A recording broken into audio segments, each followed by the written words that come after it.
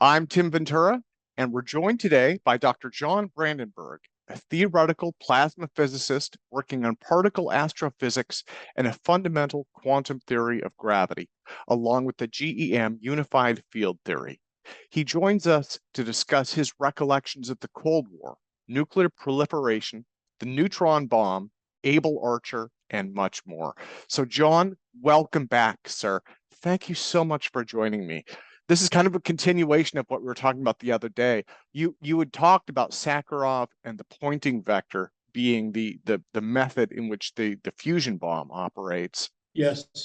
And you'd mentioned working in the same lab as the people who developed the neutron bomb, which is actually I worked right down the hall from them. Now that's a small, if I remember right, and that always intrigued me because I remember reading about this as a child in the 1980s in popular science. So that's a small fusion bomb that's basically tuned to give off large amounts of radiation. Yes. And if I remember right, the premise behind it was basically these augmented radiation effects mean that the blast and heat are reduced so that physical structures like houses and industrial installations are less affected. Yes.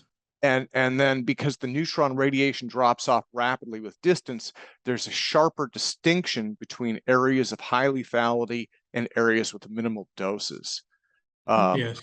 Yeah, so what it's saying is this was something that NATO treaty organizations wanted, since they had to be prepared to fight in densely populated areas, and tactical nuclear explosions would endanger civilian lives and property. So, yeah, the dilemma the U.S. government and the other NATO allies faced was we were in the Cold War. We were facing the Warsaw Pact, the chief of which was the Soviet Union.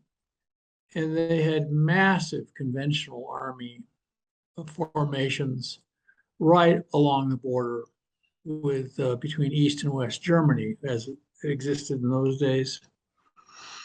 And we did not want the Germans to rearm and have a big military. And the Europeans did not want to spend a lot of money on defense. So the United States had basically stationed several Army divisions there and a bunch of Air Force. And it was really the United States and the British who were willing to really spend enough on a defense budget to really, offer a credible conventional defense. So what they did is they thought, well, we'll have tactical nuclear weapons to stop any Russian invasion. So look, you had to have been there. When I talk about this stuff now, it sounds crazy, but that's the way things were in those days. And I am at a government laboratory, Stormstar Laboratory. I'm working on fusion energy. I want to make the future of the human race warmer and brighter. At the time, I was working on a project called Plasma Focus, and we had a part of that involved inertial confinement fusion, kind of like laser fusion. The idea was to make little teeny miniature hydrogen bombs. This is as opposed to confining plasmas in a magnetic field and having kind of like a natural gas flame going. This is a bunch of little mini explosions like in a big diesel engine. So I'm down because the pellet physics is a miniature hydrogen bomb. And the reason they thought it would work was that hydrogen bombs worked. And so a lot of the physics from the hydrogen bomb was moved over into the laser fusion or pellet fusion department. And in fact, we were basically in the same building as people who were designing hydrogen bombs. And one of them was the neutron bomb. So we shared the coffee machine. And we had some interesting conversations around this coffee machine when it came out that they'd invented this neutron bomb, which like I said, you had to have been there. These people were telling me, and I'm just a graduate student, I'm kind of low on the food chain there at Livermore, but here's these hardened professionals who've been doing this stuff for decades. And they would tell me with great enthusiasm, John, the genius of the neutron bomb is it only kills the people, but it leaves all the really valuable stuff, factories and roads and bridges and buildings intact. And I would sit there, just basically drink my coffee and listen to this at the coffee machine. And at one point, though, I did ask one person, I said, well, the Russians, this is to stop the Russian tank formations from coming over into West Germany. The Russians have tactical nuclear weapons that are much dirtier and messier than these fancy neutron bombs. Why won't the Russians just respond with their very dirty nuclear weapons? And he told me, he said, we have strong reasons to believe they won't respond that way to our using the neutron bomb. And since I was just a graduate student, I simply drank my coffee and nodded, sort of, but I felt this is profound bullshit. Well, not even your regular variety bullshit. This is profound bullshit. And so I'm sorry, go ahead. I wanted to set the stage a little bit because as you mentioned, to us today in the 21st century, this sounds insane, right? The 1950s were another, and this started in the 50s. Its acronym was MAD, Mutual Assured Destruction. Mutually Assured Destruction. Yeah.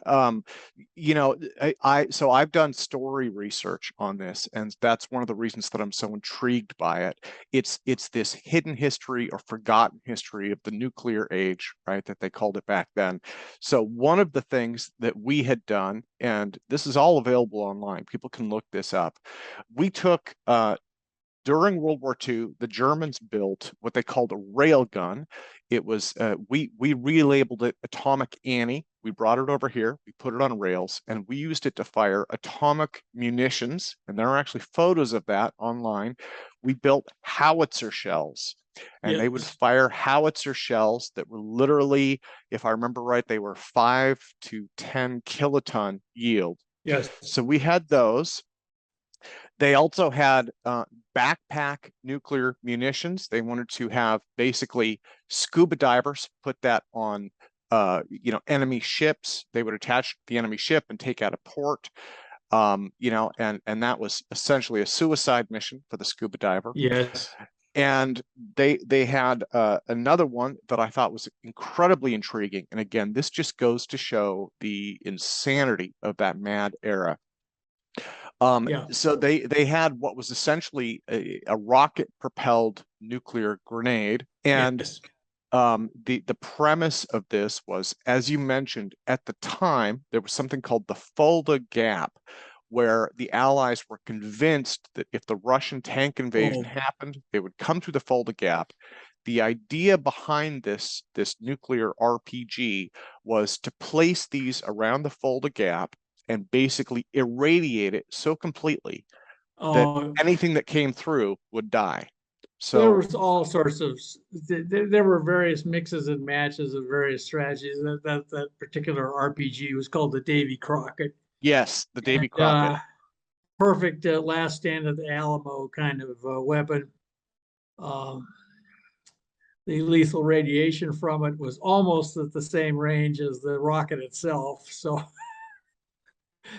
it was basically, you fired it and jumped in a trench and hoped the radiation of the blast wouldn't kill you.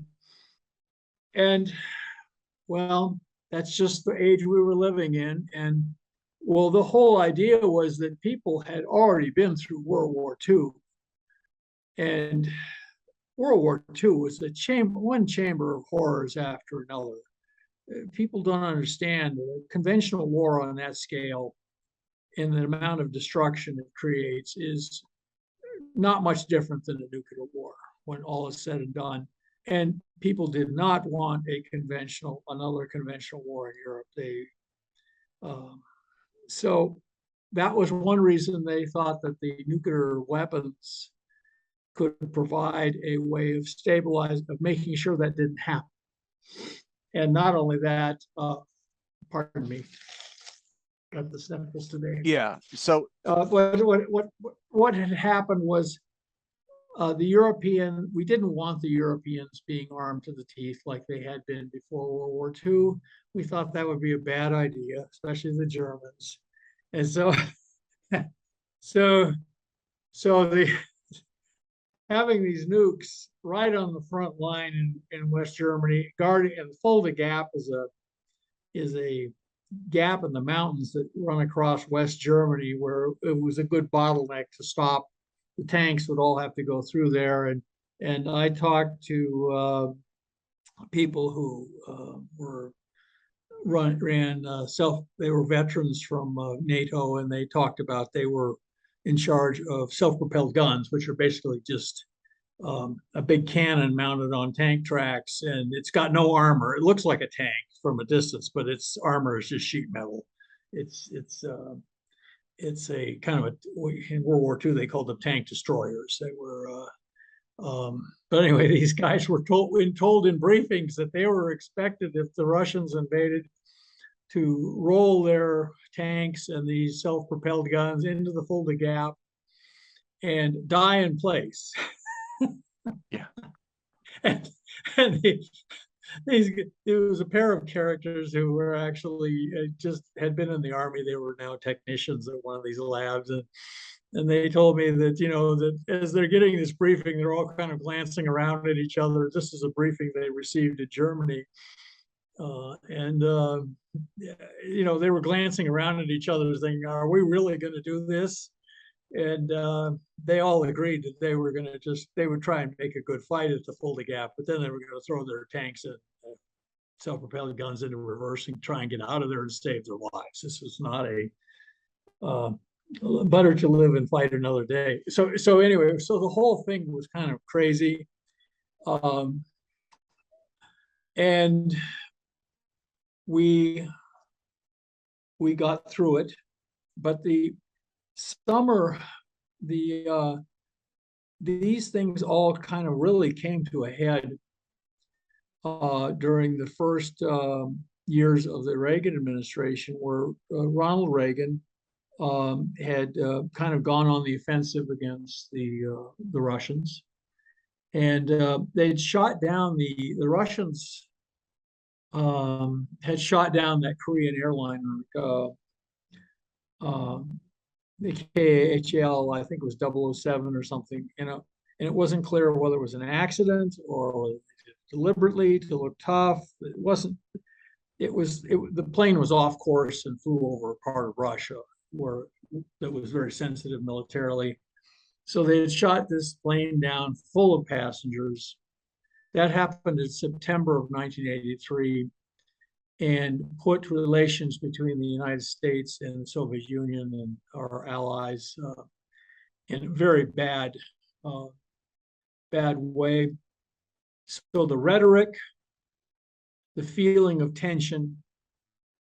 By this time, I was not at Livermore anymore. I'd finished my graduate school, I got my PhD in plasma physics, and I couldn't find a job doing magnetic fusion. They had a big cutback that year in magnetic fusion, which was my first choice of fusion research. So I ended up at Sandia Labs, where they were doing more pellet fusion, and also I was working on charged particle beam weapons, which you can call death ray if you want, if you're not feeling very charitable. And it's good plasma physics. So I was doing that. And then there were these succession of, here I am working with a bunch of people working at another government nuclear weapons lab. We're not working on nuclear weapons per se, but we're using some of the physics of them. And so we're in that environment, and we're out in the desert in to the south of Albuquerque. And then the nuclear winter thing came out. Yeah, well, so let me back up just a moment, because Sure. so this is, if I understand correctly, this is what you're calling the Able Archer crisis. And you said that there Well, were there was the nuclear winter thing, pioneered by Carl Sagan, among other people, had come out, and this is due to a dust storm on Mars, believe it or not. They noticed the dust would just stay in the Martian atmosphere for years and block out the sunlight. And so they found out the same thing had happened on Earth in the end as a result of a nuclear war. But then right after that had happened, we went through a crisis called Able Archer, which was a NATO war game called Able Archer. And the Russians were feeling very besieged at the time because of Afghanistan, the war in Afghanistan, which was their war at the time, and the Korean airliners thing. They felt very much cornered, and they decided that Able Archer was a Trojan horse, that we were going to launch a full-scale attack in Europe on them. And we came as close to a nuclear war as we did during the Cuban Missile Crisis, but it was all very secret. And so at the lab, we had a dim awareness that we were in the middle of this crisis. Everyone felt it. And we could see from movements of military units around, even at Albuquerque, that something was up. It was kind of an unspoken thing. We just thought, oh no, things are really bad. For one thing, we had facilities that would test military hardware against what's called nuclear EMP. They would fire these big capacitor banks to sort of simulate the electromagnetic pulse from a nuclear weapon to see if the electronics on the tanks and trucks and every piece of military hardware imaginable. And we noticed they were testing everything. They were testing tanks, they were testing armored personnel carriers, they were testing trucks on this facility just about a mile away from where we were working. And we could just see this. And we kind of just said, well, something is going on. And the morale among the people I worked with just plummeted. My office mate, who was normally a very happy-go-lucky kind of character, named Malcolm. He was a pleasure and I shared an office with him. He was a pleasure to work with. But even he was not immune. He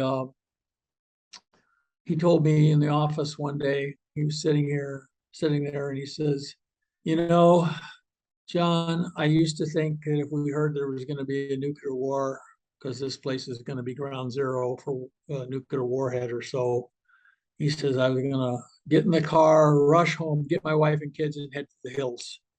He says, now after this nuclear winter thing, he says, I'm just going to climb up on the rooftop with a 6-pack of beer and watch the whole thing go, he says. And I did not know what to say to him. I myself had decided I did not want to survive a nuclear war. I would basically go out in the parking lot and just stand there. But he had these hopes that he would get his wife and children out of town. Now he had abandoned that. It was complete despair. And so he told me this, and I didn't know what to say.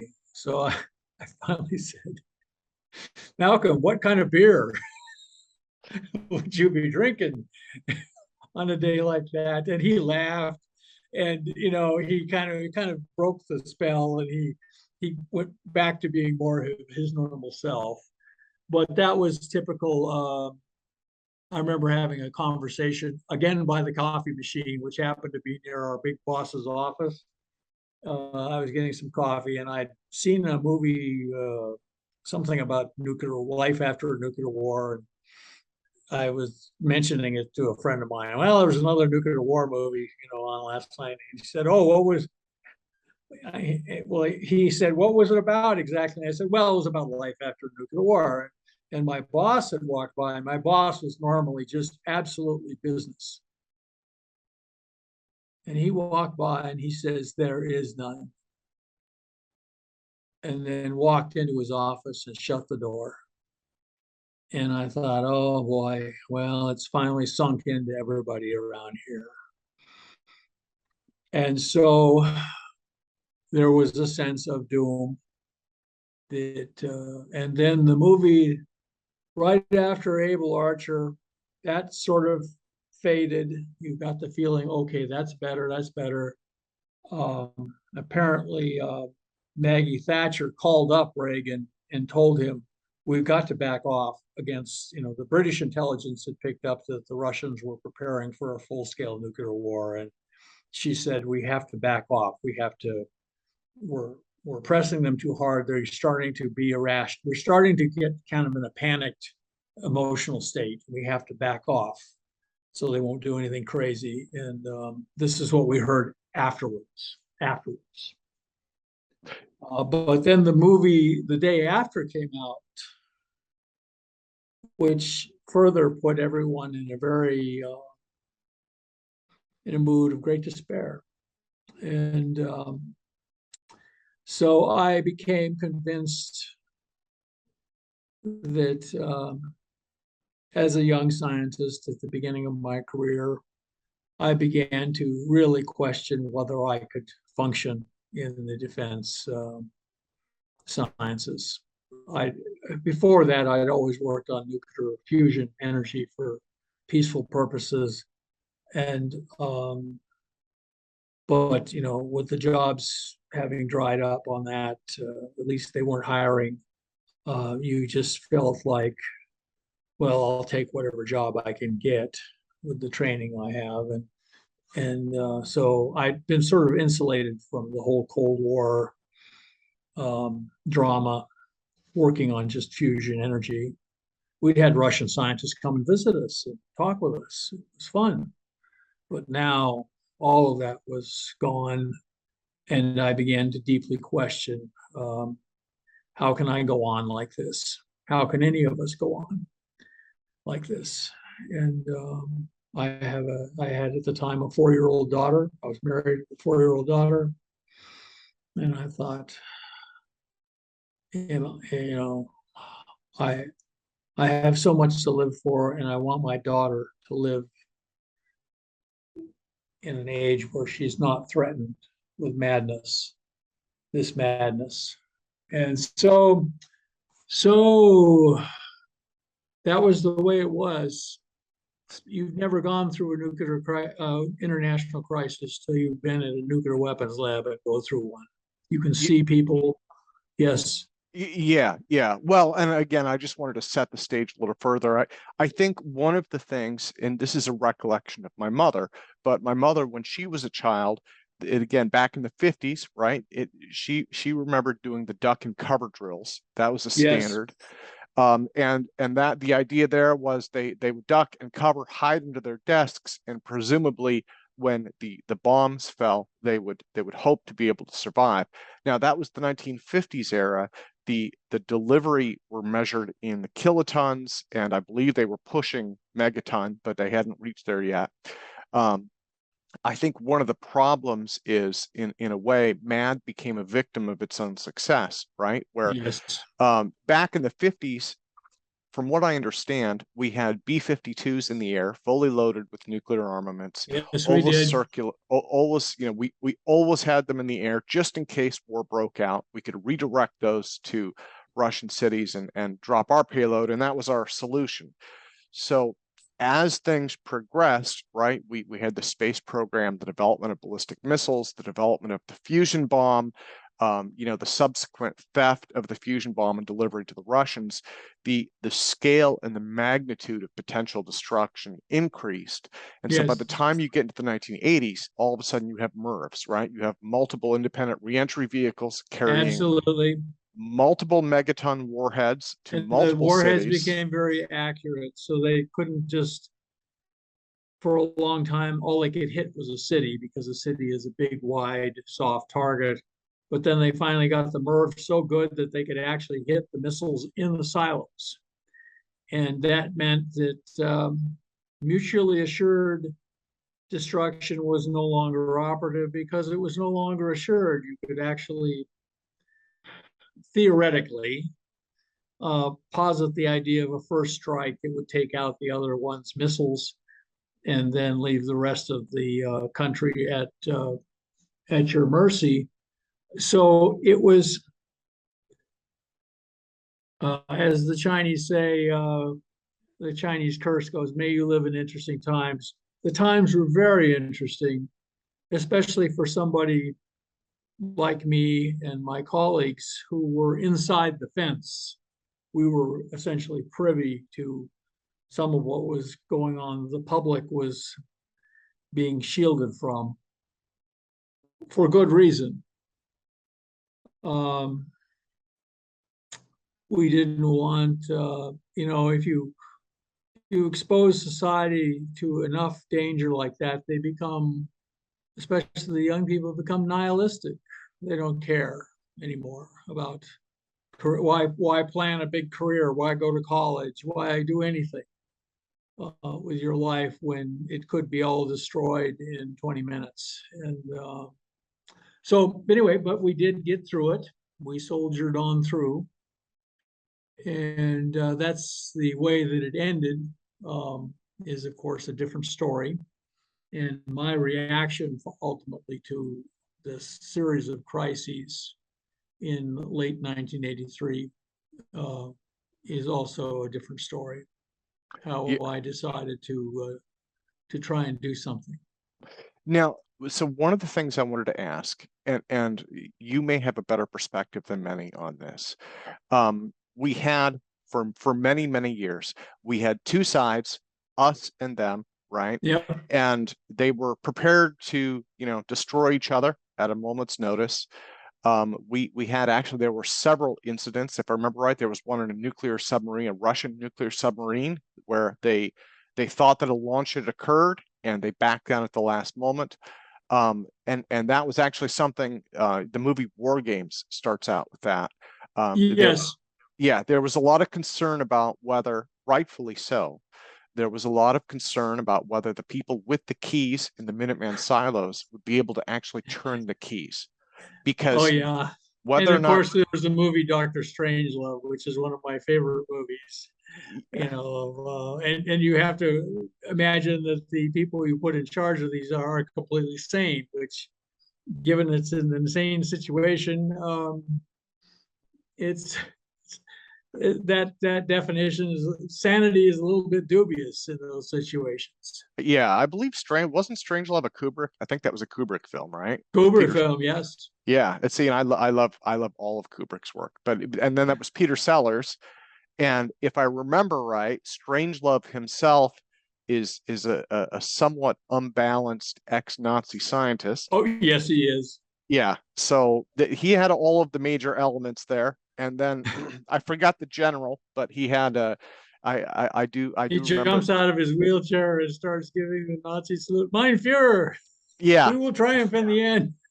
yeah, exactly. He's And being played by Peter Sellers, by the way. he had the American general in that, who was very, like some of the gung ho American. That was one of the American generals. Yeah. And the one that I recall was he was ready to pull the trigger on a moment's notice, just in case, right? It's if we can get the job, we'll pull the trigger. So yeah, I think it was very much a testament to those times. And as everyone remembers, you've got the cowboy character riding the bomb down at the end. Yes, classic scene. Yeah. Slim Pickens riding the bomb down. Slim Pickens riding the bomb. Yeah, he was trying to work the release, got stuck in the bomb bay, and decided to make it his final stand. So yes, he did. Yeah, those were incredibly dark times. I think what scares people now is we made it through the Cold War, right? Yes. By the grace of God, we made it through the Cold War. The question now is nuclear proliferation is still with us. Yes, it is. And now you run into these questions, especially on the Russian side of things, of missing assets, right? Where these Cold War assets that were at least well monitored at the time just kind of went into limbo at the end of the Cold I War. know. It was, we heard all sorts of rumors and stories, that the Russians had instead of knapsack atomic bombs, they had suitcase atomic bombs. And some of those were missing from the inventory from the warehouse where they were stored. And uh,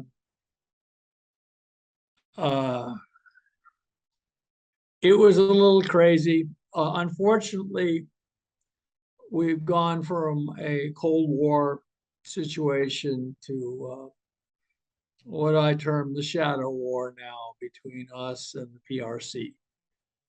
Yeah, And could you describe that in a little bit more detail?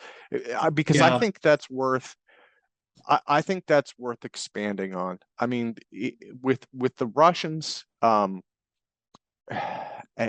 there are very different motivations there. But looking back, and this is at least my view, in many ways, it seems like the Russian perspective was almost a mirror image of our own in the Cold War, yes, right? We were facing ourselves in some ways, the same fears, the same uncertainties.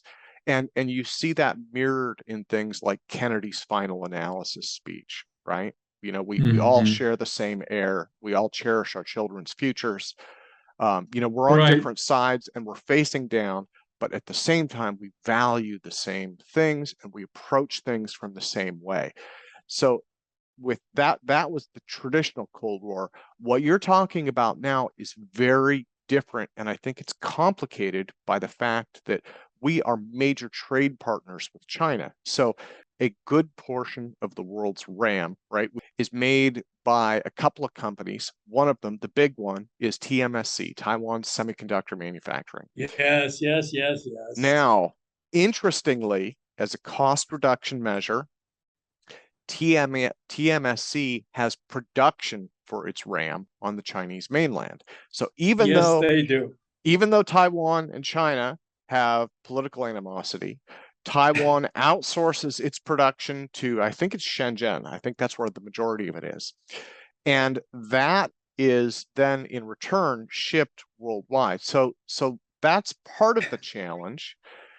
The other They part of the put up challenge, their workers were treated so badly they had to put up suicide they nets did, around the buildings they did. so that they Foxconn, wouldn't, because they were basically prisoners in the dormitories. They could only go to the dormitories or the factory floor, and people started finally committing suicide by jumping off the roof. So they had to put up suicide nets yes, to yes. stop them from doing that. When you buy an iPhone or Samsung, I believe, Yeah. yes, it's wise to keep in mind that the factory that was made in has suicide nets hanging outside. I've seen photos of them, and that's to keep that's to keep the workers from jumping off the building. Now, this departs from American cultural norms, not by that much, as it turns out, not as much as we'd like to think. But, human rights in a country like China have never been a high priority historically. They have a 5,000-year-old civilization. Their motto is, if it works, don't fix it. We have, they have a way of doing business that works out well for most people in China. And that's good. That's good. It makes me happy. But at the same time, like any two big economic powers, we are um, there is competition and rivalry. So could you tell me about the shadow war then? Because this is a country where, again, economically we're tied together, and yet the thing that I have to keep in mind is, as strange as it seems, the same company that makes our crucial, I mean, not just RAM, they make so many critical components to our technology base, Yes, has thermonuclear warheads pointed at us all the time, and we at them. This is a second Cold War. It's a second mutually assured destruction. It was going at the same time we were with Russia, and it hasn't ended, right? Russia No, fell it's apart. well, human beings are most closely related in the animal kingdom to chimpanzees, and anyone who knows anything about chimpanzees know they are a very ferocious bunch. And well, let me put it this way: the Chinese and the Japanese, because of history, going back even before World War II, really dislike each other very actively. But that doesn't get in the way of them doing business. The one of the things in the Far East is the ability to kind of compartmentalize. Okay, I feel this way, a certain way, but I'm not going to let this get in the way of doing business. Business is business, and your Western people in Western civilization do sort of the same thing. Well, you raised a valid point earlier. They have done ape and chimpanzee studies. There have been numerous studies done now showing that our evolutionary chain, this is all human beings across the planet. We're warlike and aggressive, and that's a part of our nature, and it's not going to change. Well, we remember all the really intelligent species on this planet are predators. The killer whales, I'm sorry, the orcas. Actually, it derives from the same place where we get orc in the Lord of the Rings. It means devil. It was Latin for sea. It was short. It was a short Roman term for sea devil. Okay. So killer whale, orca, whatever you want to call them, they still they leave humans alone. Unlike sharks, who attack humans regularly. Orcas leave humans alone because they know they know we're trouble. We're big trouble, and so orca attacks on human beings are almost completely unknown. Well, and then even dolphins have some aggressive traits as well. Of course, and they're very cliquish and aggressive. And, if you're a low person on the totem pole in the dolphin society, you don't get to swim with the rest of the pack. You have to swim off to the side, et cetera, et cetera. There's all this nonsense, and it has to do. It's very Darwinian. It's kind of Darwinian competition. So the shadow war we're going through now with the PRC, of course, it could always, through miscalculation, blossom into something worse, much worse. But I don't think it will happen myself, simply because we have this very much business relationship that we didn't have with the Soviet bloc during the Cold War. And this means that every calculation about conflict between the PRC and the United States and its allies is circumscribed with concerns over economic issues.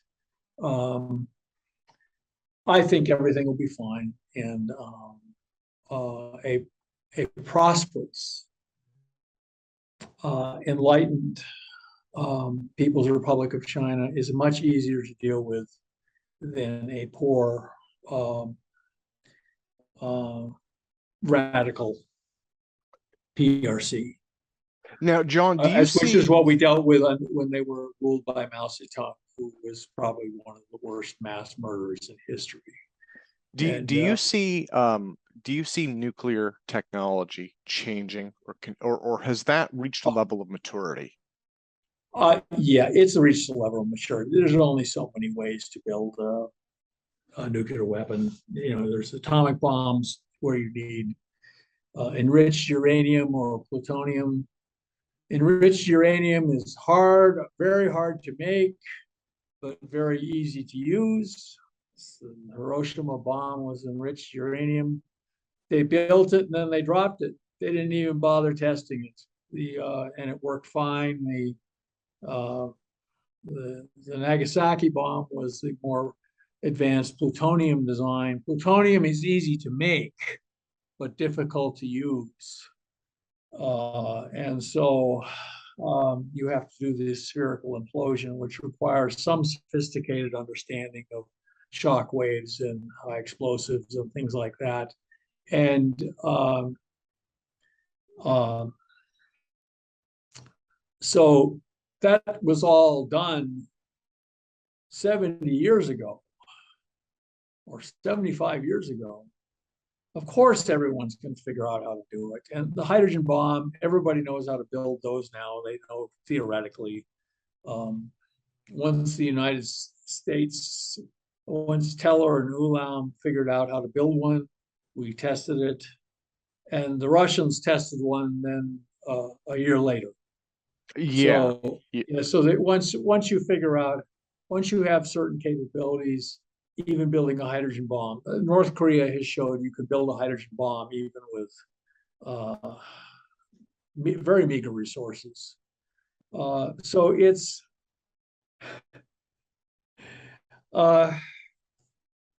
there's all this physics just lying around for people to use, and it's challenging, but we'll be okay. We'll be okay. Once nuclear weapons enter a situation, everybody has to kind of sober up and start thinking, make sure they don't do anything rash. And I mean, China, India, and Pakistan have had this long conflict going, and they used to have a conventional war about every 10 or 20 years. And now, since they both got nuclear weapons, believe it or not, except for car bombs occasionally in Kashmir, things are actually pretty quiet. So would it be, do you think it might almost be worth saying that mutually assured destruction works with any two countries? Yes, apparently it does. I mean, we don't, it's positively the worst way to maintain peace. Yeah. In the world. But what would be best is everyone decided to make nice and work together. But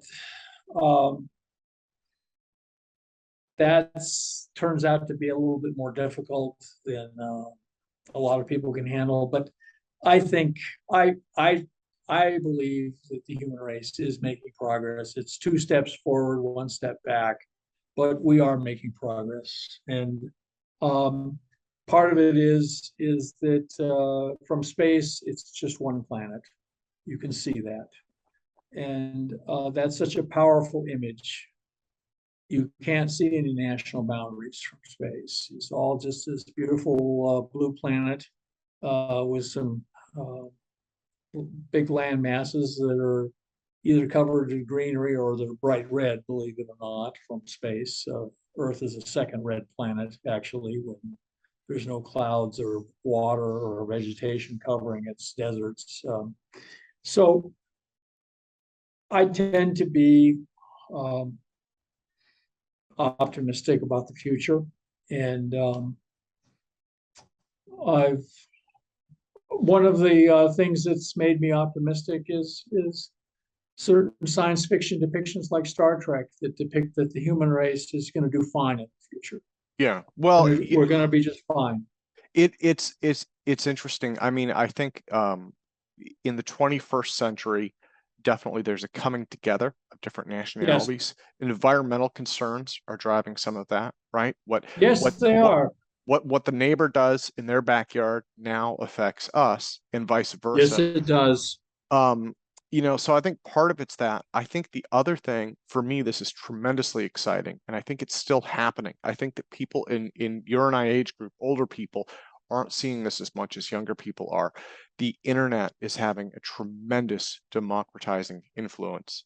You know, the war in Ukraine, just like Iraq and Yeah, Afghanistan before that, that's you know, that's when the war in average, Ukraine is a throwback to previous yeah, that's epics. previous rivalry. But when people Old anywhere in bad the behaviors resurfacing. when people anywhere in the world can exchange real-time information on what exactly is happening, and they can share Have that. you seen some of the dialogues on these chat rooms, Yeah, and especially about anything controversial?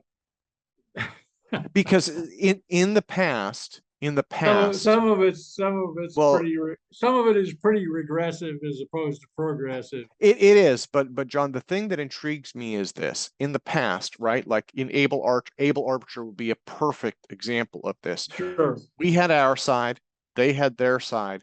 Our leaders talk to each other. They pass that to the command. The command passes down information. The average person has little to no idea what's actually happening and little to no control over their own actions. In today's world, we've decentralized that. So our president and their premier, or our president and the leader of their party, whatever that is, they can still dialogue, they can still come to a treaty, but at the same time, the average person in the public is able to see what's happening and able to form their own decisions about their behaviors. So for me, that's incredibly interesting and democratizing. And I think that that may start to put an end to some of these national boundaries. I think I think so. the other thing that we're seeing that's very interesting is as computer translation gets better, Yes. that ends one of the giant boundaries to human communication. We're really almost getting to the point where we can hold up something like a cell phone between us, and I can just speak English into this phone, and it comes out Mandarin Chinese on the other side, and they can do vice versa, just And like in, the Babelfish in yeah, Hitchhiker's Guide to the Galaxy. well, and in fact, there is under development, there is a Babelfish microphone that goes in your ear. If I understand correctly, it's still in testing, but there's actually someone who's developing that. One of the Yes. things that I've read is that these rivalries like Japan and China, the United States and Russia, the United States and China, all of these rivalries tend to happen on cultural and especially language Yes, boundaries. they do. Language boundary lines. Yeah. So if we can eliminate those language boundaries, then perhaps we can see all of each other for the human beings that we are. Well, one of the problems within the People's Republic of China is that they have all these different language groups. They're trying to get everybody to speak a standard form of Mandarin because that will bring the country together. And with a country like China, with such a large population, if things go to hell, they really go to hell quickly. The country can easily fragment. And this makes the government in Beijing rightfully worried constantly about everything. So the fact that we can have instant translation like that will, in fact, I believe there are more English speakers in the People's Republic than there are in the United States at this point, because they want everybody to learn some kind of language that will keep that country all together. Otherwise, it'll split into Cantonese and Huanese, et cetera, Mandarin, Manchu, whatever. And so that's the problems. We have a lot of problems in this country. We do. But they pale by comparison with the problems in some other countries that are like Belgium is ferociously divided over people who speak Flemish, which is related to German, and people who speak French. and they get in endless arguments about this. So here is the capital, where the capital of the European Union is located, is in Belgium, and the country is threatening to split into two pieces. And so I'm not trying to exaggerate anything. I'm just trying to say that these fault lines are found every place, and Yes. the People's Republic of China must deal with that, and it is one of their burdens. And so we just have to understand that, and work with them.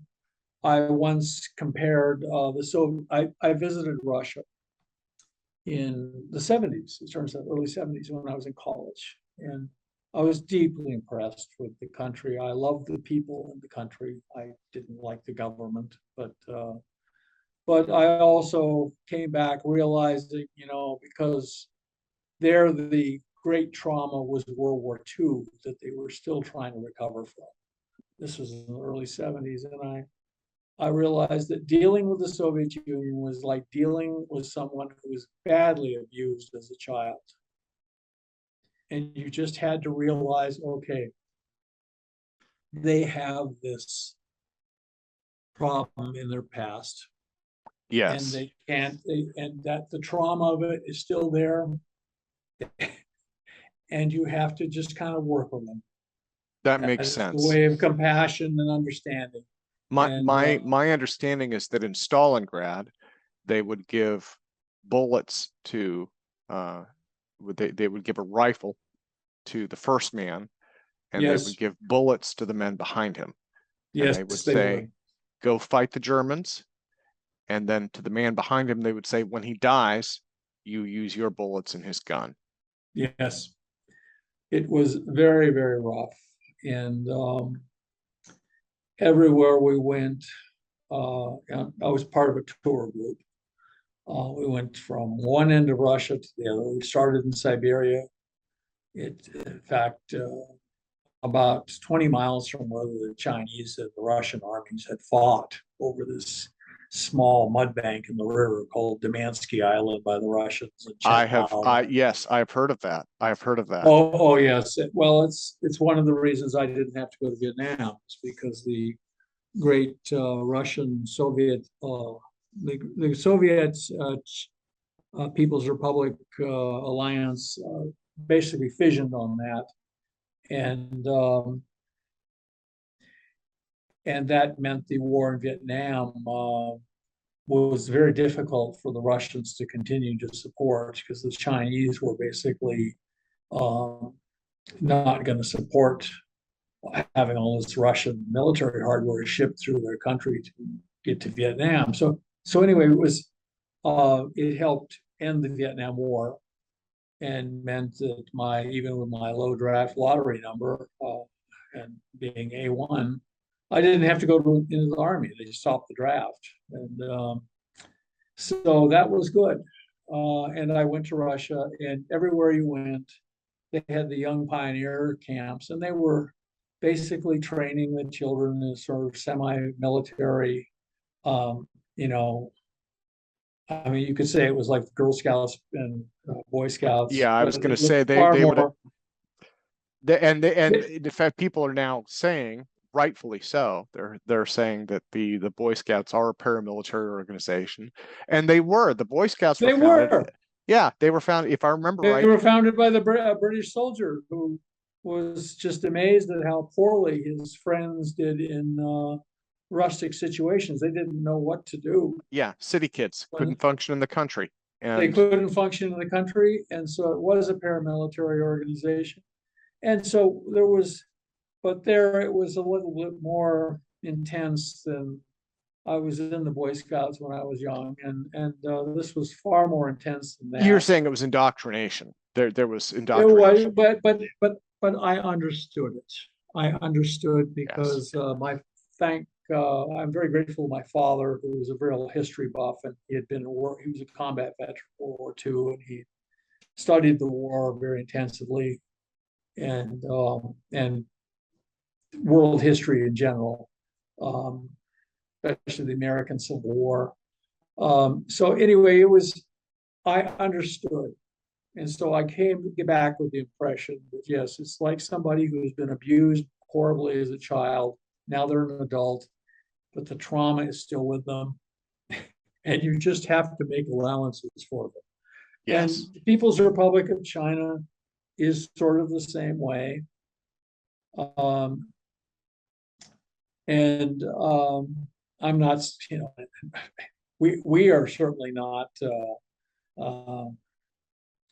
chief among the most intellectually and emotionally stable countries on this planet. We have our own issues, as they say. So, well, let's just be optimistic. We've gotten the Cold War behind us. The shadow war is there, but it's far more abstract than the Cold War was. The Cold War was people standing there shivering in fur coats or creeping through jungles, and it was brutal and bloody at times. But the shadow war has been far more abstract and is basically mutual annoyance more than Mutual annoyance. Yes. Mutual annoyance, but we'll have to get over that. Mutually assured annoyance. John, on that note, let me That's right. Which it sounds like motherhood. let me thank you again for your time today. Sure. I should end this segment with the future will look like Star Trek. That's what I believe. Yeah, I would say I should end this segment with the quote from War Games: the best way to win is not to play. Exactly. Okay. Exactly. Thank you again. We will do our best, and I wish anyone who is from the People's Republic of China watching this, you have my boundless goodwill. We'll get there. And we'll be fine. We'll be fine. We'll be fine. Yes, sir.